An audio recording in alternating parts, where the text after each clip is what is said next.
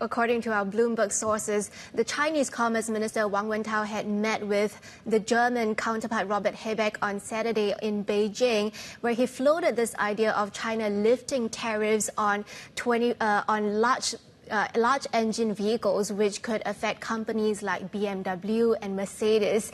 And this, is really Beijing's way of dangling carrots and sticks, because previously they had hinted that they could impose tariffs of 25% on these vehicles with large engines. Now, the current tariffs stand at 15%. So the risk is that Germany's automakers could be persuaded to break rank with the European Commission and persuade other countries as well to do so by leaning on German status as the European Union's largest economy.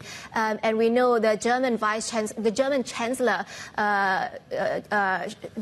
Chancellor has so far expressed his wish for a negotiated outcome. He said that there is still time before this provisional tariff kicks in on July 4th, but we're really just less than 1.5 weeks away, so not a whole lot of time. But also there's the wild card that the clock could stop ticking, because some analysts say as long as both sides are moving towards a solution, perhaps the EU could also consider postponing those tariffs until negotiations are concluded. Canada is also clamping down on imports of Chinese EVs. It's sort of part of this alliance with the Biden administration on trade policy.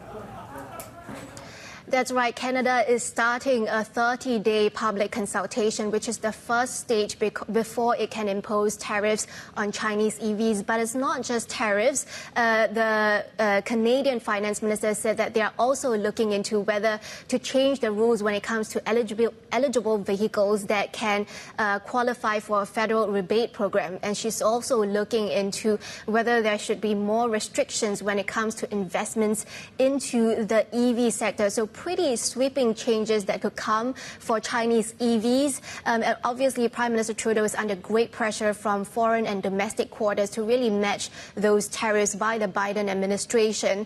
Of course, the EU has also imposed tariffs of up to 48%.